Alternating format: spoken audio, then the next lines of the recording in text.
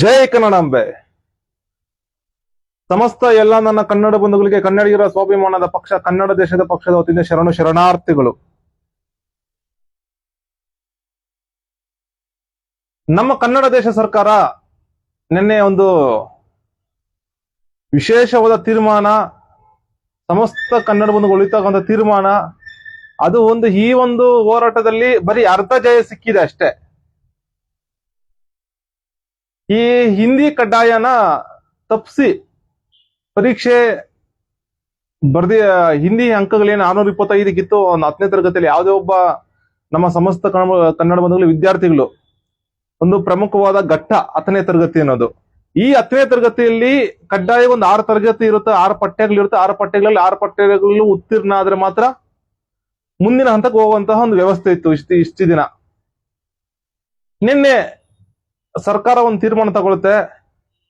ಮಧು ಬಂಗಾರಪ್ಪನವರು ಶಿಕ್ಷಣ ಸಚಿವರಾದ್ಮೇಲೆ ಅವರು ಇದ್ದಾರೆ ಅಂತ ಗೊತ್ತಿರ್ಲಿಲ್ಲ, ಅಂತಹ ಆಡಳಿತ ಕೊಡ್ತಾ ಇದ್ರು ಅವರು.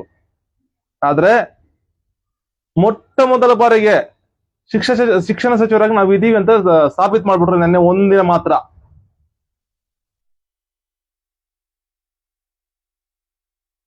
ಈ ಹಿಂದಿ ಏರಿಕೆ ನಮ್ಮ ಪಕ್ಷದಿಂದ ನಿರಂತರವಾಗಿ ಸರ್ಕಾರಕ್ಕೆ ಪ್ರಶ್ನೆ ಮಾಡ್ತಾ ಒತ್ತಡ ಆಗ್ತಾ ಇದೀವಿ. ನಮ್ಮ ಪಕ್ಷದಿಂದ ಹಿಂದಿ ಏರಿಕೆ ತಡೀರಿ, 3 ಭಾಷೆ ನೀತಿ ತೆಗೀರಿ, ಪರೀಕ್ಷೆ ಬಿಟ್ಟಾಕಿ, ಮತ್ತೆ ಹಿಂದಿ ತರಗತಿನೇ ತೆಗೀರಿ, ಪಾಠಗಳ ತೆಗೆದಾಕಿ. ಇದರಿಂದ ನಮ್ಮ ಕನ್ನಡ ಬಂಧುಗಳು ಏನು ಉಪಯೋಗ ಇಲ್ಲ, ಕನ್ನಡ ಧರ್ಮಕ್ಕೂ ಕನ್ನಡ ದೇಶಕ್ಕೆ ಏನು ಉಪಯೋಗ ಇಲ್ಲ ಅಂತ ನಿರಂತರವಾಗಿ ನಮ್ಮ ಪಕ್ಷದಿಂದ ಒತ್ತಡ ಆಗ್ತಾ ಇದೀವಿ ಸರ್ಕಾರಕ್ಕೆ. ಹಾಗೂ ಜೊತೆಗೆ ಸಮಸ್ತ ಕನ್ನಡ ಬಂಧುಗಳ ಆಗ್ರಹ ಕೂಡ ಇದೇ ಆಗಿತ್ತು. ಹಿಂದಿ ಏರಿಕೆ ನಮ್ಗೆ ಅವಶ್ಯಕತೆ ಇಲ್ಲ, 3 ಭಾಷೆ ನೀತಿ ನಮ್ಮ ಕನ್ನಡ ದೇಶಕ್ಕೆ ಅವಶ್ಯಕತೆ ಇಲ್ಲ ಅಂತ ಬಿಟ್ರೆ ಸಮಸ್ತ ಕನ್ನಡ ಬಂಧುಗಳ ಆಗ್ರಹ ಕೂಡ ಇದೇ ಆಗಿತ್ತು.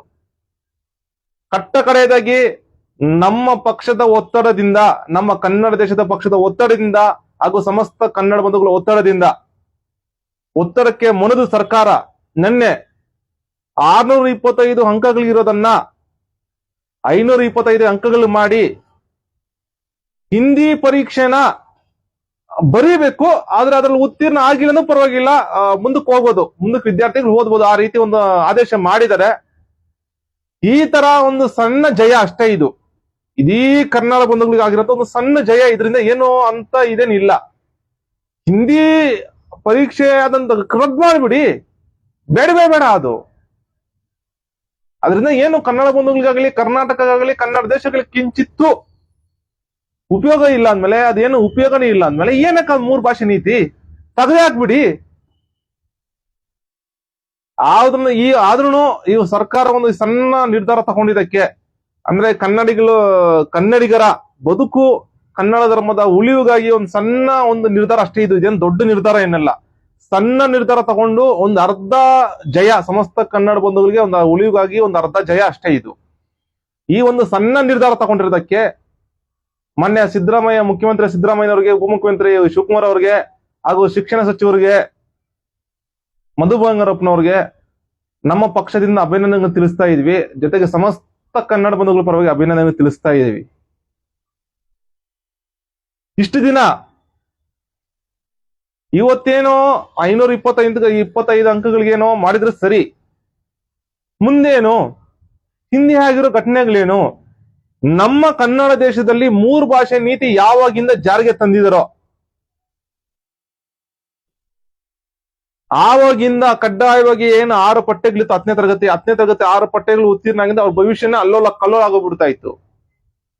ಈ 3 ಭಾಷೆ ನೀತಿ ನಮ್ಮ ಕನ್ನಡ ದೇಶ ಜಾರಿಗೆ ತಂದಾಗಿಂದ ಯಾವ ಮಕ್ಕಳು ಅನುತ್ತೀರ್ಣ ಆಗಿದಾರೋ ಈ ಒಂದು ಹಿಂದಿ ಪಠ್ಯದಲ್ಲಿ, ಆ ಅನುತ್ತೀರ್ಣ ಆಗಿರೋನೆಲ್ಲರೂ ಎಲ್ಲಾ ವಿದ್ಯಾರ್ಥಿಗಳು ಮತ್ತೆ ಯಾವಾಗಿಂದ ಜಾರಿಗೆ ತಂದವರು ಅಲ್ಲಿಂದ ಕಡ್ಡಾಯವಾಗಿ ಯಾರು ಅನುತ್ತೀರ್ಣ ಆಗಿರ್ತಾರೋ ಅವ್ರನ್ನ ಉತ್ತೀರ್ಣ ಮಾಡ್ಬೇಕು ಅಂತ ಬಿಟ್ಟು ಈ ವಿಚಾರನ ಪ್ರಸ್ತಾವ ಮಾಡ್ತಿದ್ವಿ. ಸರ್ಕಾರದ ಮೇಲೆ ಒತ್ತಡ ಆಗ್ತಾ ಇದ್ವಿ ನಮ್ಮ ಪಕ್ಷದಿಂದ. ಇದ್ರ ಬಗ್ಗೆನೂ ಸ್ವಲ್ಪ ಸರ್ಕಾರ ಗಮನ ಹರಿಸ್ಬೇಕು. ಏನು ಈ ಒಂದು ಹಿಂದಿ ಪಠ್ಯದಲ್ಲಿ 2023, 24, 22, 23, 24, 25 1,40,000 ಜನ, 90,000 ಜನ, 70,000 ಜನ, 60,000 ಜನ, 1,00,000 ಜನ ವಿದ್ಯಾರ್ಥಿಗಳು ಒಂದು ಹಿಂದಿ ವಿಚಾರದಲ್ಲಿ ಅನುತ್ತೀರ್ಣ ಆಗಿದ್ದಾರೆ. ಕೂಡಲೇ ಅವರನ್ನು ಉತ್ತೀರ್ಣ ಮಾಡಬೇಕು. ಈ 3 ಭಾಷೆ ನೀತಿ ಕನ್ನಡ ದೇಶದಲ್ಲಿ ಯಾವ ವರ್ಷದಿಂದ ಜಾರಿಗೆ ತಂದಿದೆಯೋ ಈ ಹಿಂದಿ ಪಠ್ಯದಲ್ಲಿ ಯಾರು ಅನುತ್ತೀರ್ಣ ಆಗಿದಾರೋ ಅವ್ರನ್ನ ಉತ್ತೀರ್ಣ ಮಾಡಿ ಅವ್ರಿಗೆ ತೇರ್ಗಡೆ ಪ್ರಮಾಣ ಪತ್ರ ಎಲ್ರಿಗೂ ಕೊಡ್ಬೇಕು ಅಂತ ಹೇಳ್ಬಿಟ್ಟು ನಮ್ಮ ಕನ್ನಡ ದೇಶದ ಪಕ್ಷದಿಂದ ಸರ್ಕಾರಕ್ಕೆ ಆಗ್ರಹ ಮಾಡ್ತಾ ಇದ್ದೀವಿ. ಈಗಿದ್ದಾಗ ಮಾತ್ರ ನಮ್ಮ ಕನ್ನಡ ಬಂಧುಗಳು ಉಳಿಯಕ್ ಸಾಧ್ಯ. ಹಾಗೆ ಈ 3 ಭಾಷೆ ನೀತಿ ಯಾವುದೇ ಕಾರಣಕ್ಕೂ ಬೇಡ.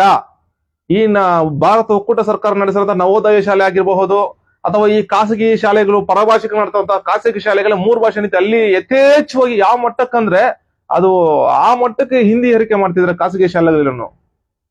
ಇದನ್ನು ಅಷ್ಟೇ 3 ಭಾಷೆ ನೀತಿ ಕಡ್ಡಾಯ ತೆಗೆದುಹಾಕಿ